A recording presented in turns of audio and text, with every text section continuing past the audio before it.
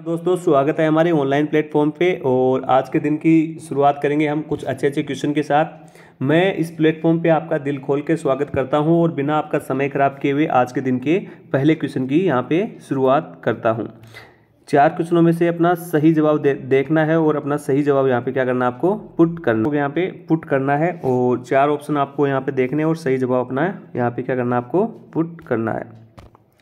देखिए जो पहला क्वेश्चन है, ड्यूरिंग ए क्लाइंट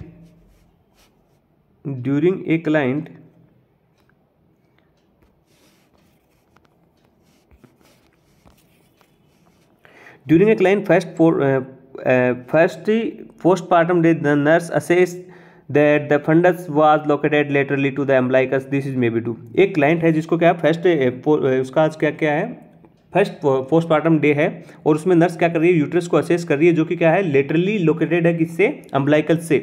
तो उसका रीजन इस क्वेश्चन में पूछा गया कि भाई ये लेटरली लोकेटेड क्यों है, ये यूट्रस इस साइड में क्यों आया है।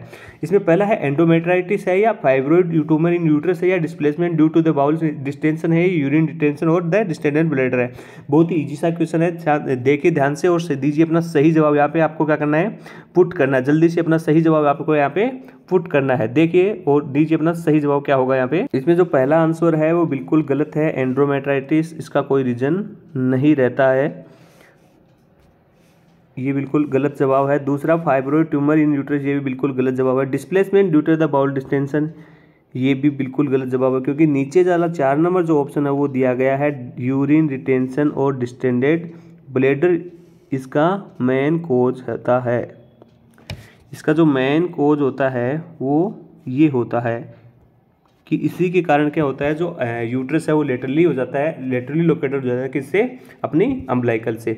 इसी के साथ बढ़ते हैं आज के दिन के दूसरे क्वेश्चन पे। और देखिए अपना क्वेश्चन ध्यान से, बहुत ही छोटा सा क्वेश्चन है, मैं थोड़ा सा जल्दी क्वेश्चन कराने की कोशिश करूंगा, तो ध्यान से पढ़िए। इसमें क्या लिखा है, the nurse instruct A pregnant client to rest in a side-lying position to avoid lying flat on her back.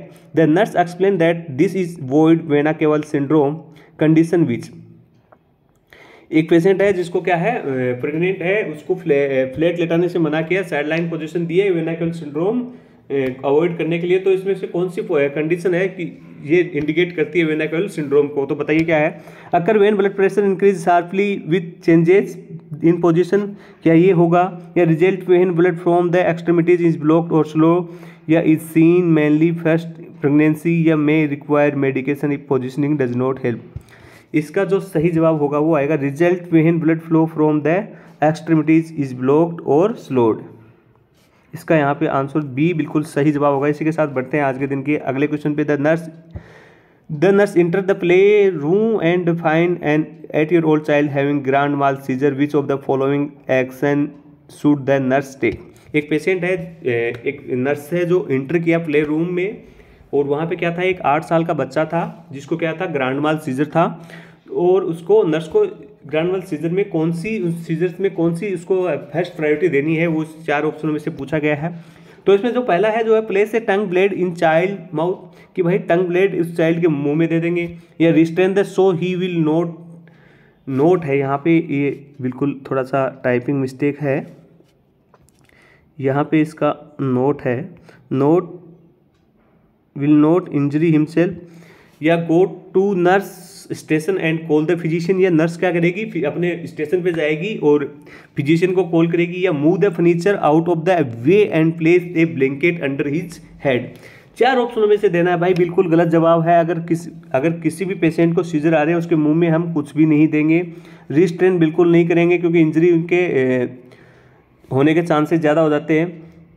Go to nurse station and call the physician, भाई उसको पेशेंट को अकेला नहीं छोड़ना इस टाइम पे, तो आपको स्टेशन पे जाने की जरूरत नहीं है। आपको सबसे पहले क्या करना है, जो भी उसकी सेफ्टी है उसको ध्यान में रखते हुए जो फर्नीचर जिससे चोट लगने के चांसेस हैं उसको मूव करना है, और जो भी ब्लैंकेट है उसके गर्दन के नीचे हमें दे देनी है। तो इसका 4 will be the correct answer. 4 number का जो आंसर होगा वो बिल्कुल यहाँ पे सही होगा। इसी के साथ बढ़ते हैं दोस्तों अगले क्वेश्चन पे, ध्यान से देखिए और दीजिए अपना सही जवाब। A mother is friendly call emergency room asking what to do about 3-year-old girl who was found eating pills out of the bottle in the medicine cabinet. The ER nurse tell to the mother, एक क्या है, एक nurse, एक mother है किसी बच्ची की, 3 साल की बच्ची है, उसकी माँ है जो क्या करती है, इमरजेंसी में कॉल करती है और इमरजेंसी नर्स को बोलती है कि एक बच्ची है, उसने कुछ दवाइयाँ खा ली है मेडिसिन के कैबिनेट से, तो इन 4 में से नर्स उसको क्या बोलेगी कि आपको ये करना चाहिए। इन 4 में से क्या nurse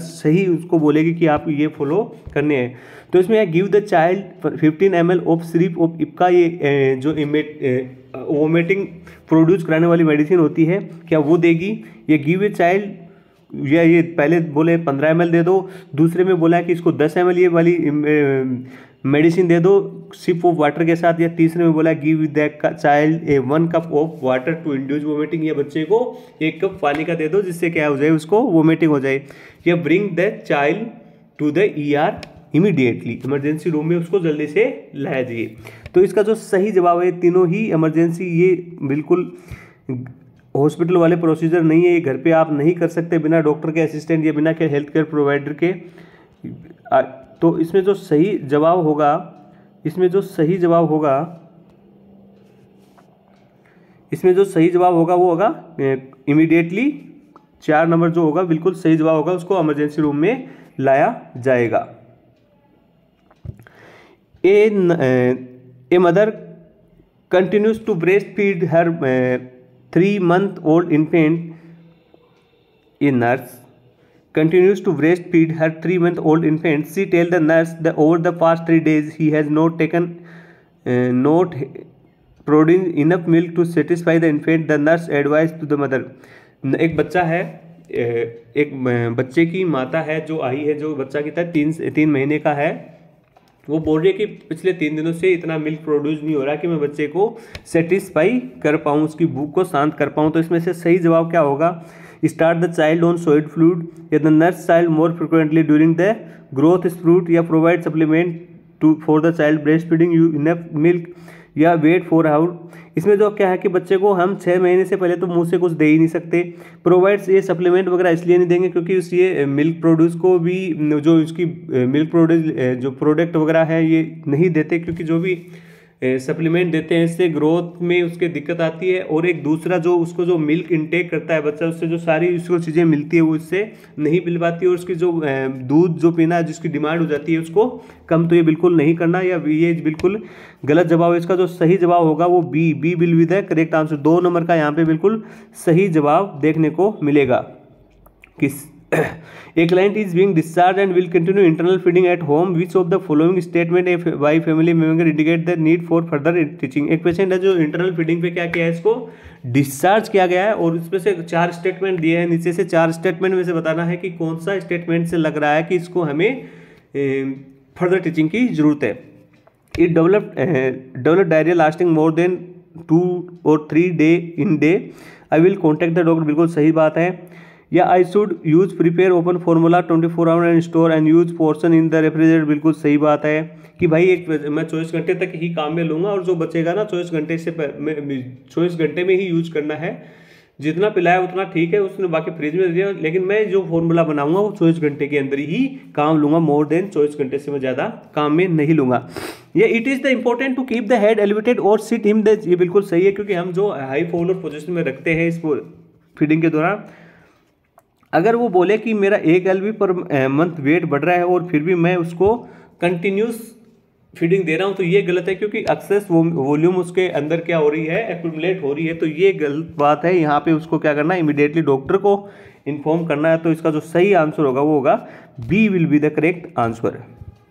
which nursing implementation is appropriate for a child undergoing a paracentesis, एक बच्चा है जिसको क्या करना है, पैरासिंथेसिस करना है, तो इसमें 4 स्टेप में से कौन सी उसको देनी है ये यहाँ पे बताया गया है। तो क्या लिखा है, have a client void before the procedure, क्या बच्चे जो भी बच्चे का पैरासिंथेसिस करें उसको वॉइड करने के लिए बोलेंगे प्रोसीजर पहले, या क्लाइंट को एनपीओ रखेंगे, या observe the client for hypertension following the procedure, जो प्रोसीजर होगा उसके बाद जो उसको हाइपरटेंशन होगी वो हम देखेंगे, या place the client on the right side following the procedure, या पेशेंट को क्या करेंगे, प्रोसीजर के बाद राइट साइड में लेटा देंगे। तो भाई पैरासिंथेसिस क्या होता है, पेरिटोनियल कैविटी से हमें कुछ भी निकालना, जिसको क्या बोलते हैं, जो फ्लूइड को निकालना क्या बोलता है, पैरासिंथेसिस। जैसे अपने पेरिटोनियल कैविटी होती है, इससे हम फ्लूइड को निकालना क्या बोलते हैं, पैरासिंथेसिस। तो जो इसमें सबसे ज़्यादा खतरा होता है वो हमेशा किसको होता है, ब्लैडर को रप्चर होने के चांसेस ज़्यादा होते हैं। तो हमें क्या बोलना है यहाँ पे मरीज को, A will be the correct answer. Have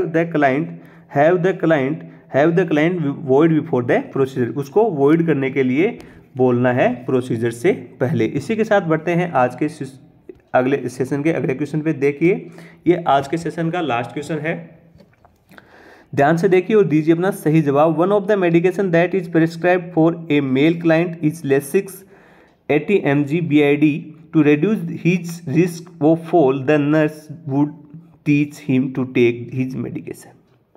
एक पेशेंट है जिसको क्या गया है, लेसिक्स 80 mg यानी फ्रूसेमाइड 80 mg देनी है, BID देनी है, लेकिन इसमें जो पूछा गया है वो पूछा गया कि उसके फॉल ऑफ रिस्क के कैसे हम प्रिवेंट कर सकते हैं। क्या उसको ब्रेकफास्ट और बेड टाइम पे देंगे ये मेडिसिन जिससे हम फॉल ऑफ रिस्क को प्रिवेंट करेंगे, ये with at least 1 glass of water पर पिल, या एक गोली के साथ जो भी है हम 1 गिलास पानी देंगे, इससे क्या उसका फॉल ऑफ रिस्क हम कम कर सकेंगे, या at evenly space interval such 8 AM to 8 PM, ये बीच में जो हम स्पेस मेंटेन करेंगे कि भाई 8 बजे दी है तो दूसरी 8 PM पे देंगे। इसका जो सही आंसर होगा वो बिल्कुल ए होगा, an reaching and not later than 6 PM, क्योंकि 6 बजे बाद नहीं देना है, क्योंकि रात को क्या है जब हम ये जो भी डाययूरेटिक्स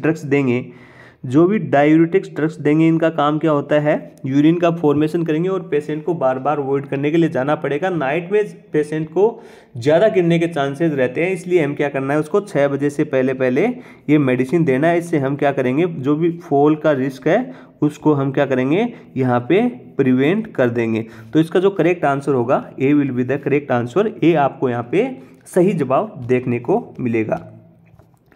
बीच में से एक क्वेश्चन किसी टेक्निकल रीजन से अपना उड़ गया है, उसका आंसर 4 होगा। उसमें पूछा गया था, ये यहाँ पे था अपना 5 नंबर पे क्वेश्चन था, इसमें पूछा गया था कि एक पेशेंट है 3 साल का और उसने कुछ मेडिसिन खा ली थी, मेडिसिन उसने क्या कर ली थी, खा ली थी। मेडिसिन खाने के बाद उसकी माता ने क्या किया था, फ़ोन किया था हॉस्पिटल में कि भाई एक बच्ची है 3 साल की, उसने ये मेडिसिन खा ली, मेरे को क्या करना चाहिए। तो इमरजेंसी की नर्स थी, उसका क्या रिस्पॉन्स रहना चाहिए था। 4 ऑप्शन थे, उसमें पहले में लिखा गया था कि एक वोमिटिंग प्रोड्यूस कराने वाली 10 ml हम उसको दे देंगे दवाई, या दूसरी जो बोला कि जो वोमिट प्रोड्यूस कराती है जो मेडिसिन उसको हम 15 ml दे देंगे थोड़ा सा पानी के साथ। तीसरे में बोला गया था कि 1 कप पानी दे देंगे उसको उल्टी कराने के लिए, और चौथे में बोला गया था कि उसको जल्दी से जल्दी इमरजेंसी में लाओ। तो इस क्वेश्चन का answer 4 will be the correct answer होगा, क्योंकि जो प्रोसीजर हैं वो सारे घर पे करने लायक नहीं थे, जो हमें उसको तुरंत हॉस्पिटल में लाना है और उसका इलाज वाज करना पड़ेगा। तो इसके लिए जो सारे प्रोसीजर हैं वो हॉस्पिटल में होंगे। तो जो ER नर्स है उसको उसकी माता को बोलेगी कि आप उस पेशेंट को जल्दी से जल्दी कहाँ लेके आओ, आप जल्दी से जल्दी इमरजेंसी में लेके आओ, हॉस्पिटल में लेके आओ। तो thank you so much joining the session. आपसे जुड़े रहने के लिए हम लगातार कोशिश करते रहेंगे। आज का सेशन कैसा लगा कमेंट बॉक्स में जाके कमेंट जरूर कीजिएगा, हम आपके कमेंट देख के कुछ सुधार करने की कोशिश करेंगे। ये 4 नंबर का क्वेश्चन था अपना, ये किसी टेक्निकल रीजन से उड़ गया है, इसकी वजह से मैंने आपको पूरा बोल के बता दिया कि क्वेश्चन में क्या पूछा गया था। आज की क्लास कैसी लगी और आने वाली क्लास में हमें क्या क्या सुधार करने की ज़रूरत है और कैसे हम और कुछ आपको मटेरियल प्रोवाइड करा सकते हैं, इसके लिए आप कमेंट बॉक्स में जाके कमेंट कीजिए। धन्यवाद दोस्तों आपके इस सेशन को जुड़ने के लिए, धन्यवाद।